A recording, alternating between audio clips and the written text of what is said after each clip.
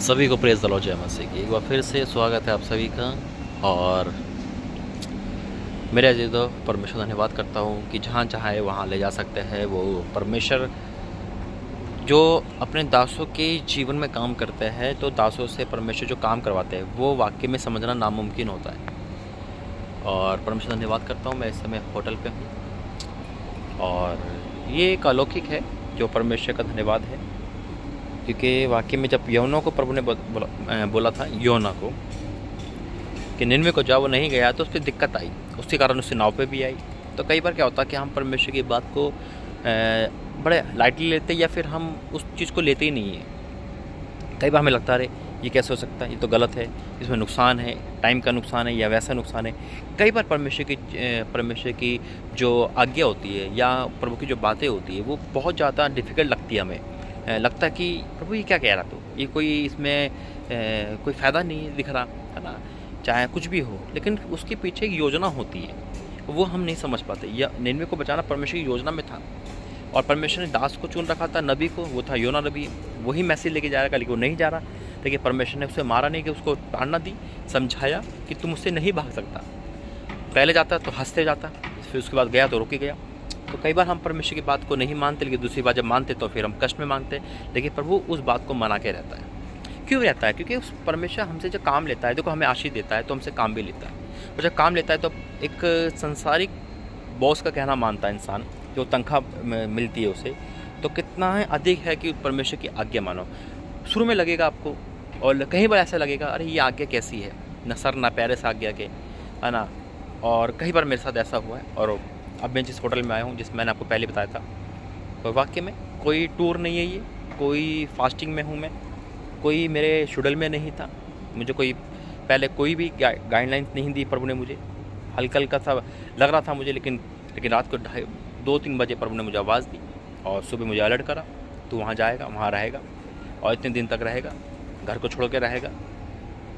मैंने भी मना किया, प्रभु मतलब ठीक है, किसी घर जाता हूँ, प्रार्थना करता हूँ, अलग बात है ना। और ऐसा क्यों? प्रभु का, अब देखो, प्रभु का दास परमेश्वर का, प्रभु का पैसा परमेश्वर का, मालिक वो है, हमें तो आज्ञा फॉलो करनी है ना। लेकिन कई बार क्या होता है कि सब कुछ परमेश्वर का है, लेकिन फिर भी हम अपनी चलाते हैं, ठीक है, हम अपनी मन की करते हैं। और मैं परमेश्वर से खुल के बात करता हूँ, और मैंने प्रभु कहा नहीं प्रभु ये कैसे हो सकता है, ये तो नहीं हो सकता। कभी मैंने मनाने की कोशिश करी। देखो कई बार ऐसा होता है कि परमेश्वर में चेक करता है और मान जाता है ना। लेकिन कई बार जो आज्ञा अटल होती है ना, तो प्रभु नहीं मानता। याद रखना, उसे जो काम करना तो करना है। तो मैंने मनाया नहीं, कि बार बार वही आवाज़ आ रही, बार बार वही आवाज़ आ रही। फाइनली परमेश्वर जीता, और वो जीता है। मैंने डिसाइड किया ठीक है, आई एग्री, मैं जाऊँगा जहाँ आप बोलोगे। मैं आपका हूँ, सब कुछ आपका है, लोग आपके हैं। परमेश्वर कौन सा मैसेज दे रहा है, कहाँ दे रहा है, प्रभु की इच्छा है। और प्रभु ने मुझे यहाँ ला के खड़ा कर दिया। मेरे अजीज़ों, मैं परमेश्वर धन्यवाद करता हूँ कि मेरे अजीज़ों, मैं आपको बताता हूँ मैं कहाँ पे हूँ।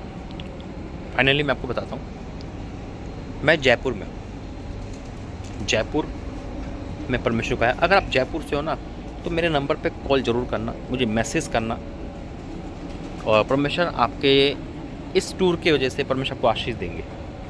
मैं जयपुर में हूँ, जयपुर के एयरपोर्ट के बस 2 किलोमीटर के अंदर के होटल में हूँ। तो याद रखना, परमेश्वर बड़े काम करने वाले हैं। वो जयपुर को, यानी राजस्थान को बदलना चाहते हैं, और राजस्थान को परमेश्वर अपनी महिमा के लिए इस्तेमाल करना चाहते हैं। इसलिए परमेश्वर ने मुझे यहाँ भेजा। और बहुत सारी बातें, ये परमेश्वर आप बहुत सारी बातें डिस्कस करेंगे 3-4 दिन में। और एकांत में हूँ, घर से दूर हूँ, कलीसिया से भी दूर हूँ। ऑनलाइन तो कलीसिया मेरे हमेशा पहले साथ ही रहती है, लेकिन कुछ समय है परमेश्वर को देना जो जिसमें बहुत सारी बातें सामने आएगी, और आ भी रही है, और आई भी है। बहुत सारे मैसेज तैयार करे प्रभु ने। तो यही कहूँगा मेरे अजीज़, आपको पता था कि मैं कहाँ हूँ, मैं आपको बताया, कल सरप्राइज़ था आपके लिए। तो राजस्थान के जयपुर में हूँ मैं। आइए मैं प्रार्थना करते हैं, परमेश्वर धन्यवाद करेंगे। धन्यवाद करते हैं पिता परमेश्वर, तुम यहाँ लेके आए, यहाँ पे जितने भी लोग सुन रहे हैं पिता परमेश्वर, उनके जीवन में अद्भुत काम करना पिता, क्योंकि तुम महान परमेश्वर, बड़े काम करने वाला परमेश्वर पिता। हमारी प्रार्थना को सुन, आंसर दे, यीशु का सामर्थ्य नाम से आमीन। मेरे अजीज़, तो परमेश्वर का वचन कहता है कि बीज जो बीज बोता है ना इंसान, वो एक किस्सा है, एक दृष्टांत है ना, बीज बोने निकला, उसका काम था बीज बोना, है ना। परमेश्वर के दासों का काम है परमेश्वर का वचन फैलाना, है ना। शैतान चुराएगा, पथरी जमेंगी, कुछ भूमि ऐसी भी होगी जब फलवंत होगी, परमेश्वर मुझे इसके बारे में बता रखा है, तो परमेश्वर वचन के द्वारा आशीष दे। तो मैं यही कहूँगा कि राजस्थान की भूमि में जो परमेश्वर का वचन है, आज प्रार्थना है, वो फलवंत होगी, और आप उसमें जुड़े हुए हो तो आप भी फलवंत होगे। आइए प्रार्थना करेंगे। धन्यवाद करते हैं पिता, Holi ghost fire in the name of Jesus. पिता परमेश्वर, वाक्य में आपका एक एक वचन पूरा होता है, मैं आपका धन्यवाद करता हूँ प्रभु जी। आज इस वचन के द्वारा जो आपने दृष्टांत में मुझे बताया, ये बीज बोने वाला बीज बोने निकला, और पिता मैं भी प्रार्थना करता हूँ कि आज मैं जो बीज बो रहा हूँ पिता परमेश्वर वो फलवत हो, 30 गुना, 60 गुना और 100 गुना। आज जो भी विश्वासी देख रहा है, मुझे सुन रहा है, इस प्रार्थना को पिता परमेश्वर राजस्थान से, तो पिता उसके जीवन में हर वो नेगेटिव पावर, अंधकार की शक्ति दूर हो, यीशु मसीह के नाम में। पिता मैं प्रार्थना करता हूँ पिता परमेश्वर, तेरा दास होने के नाते तू महान परमेश्वर है पिता, तू बातें करने वाला परमेश्वर है। आज तूने इनसे बातें करी है, उनके जीवन में अद्भुत काम हुआ, मैं विश्वास करता हूँ। हाँ और आमीन के साथ, यीशु के सामर्थ्य नाम से आमीन। आप राजस्थान से जरूर बताना। God bless you. जय मसीह।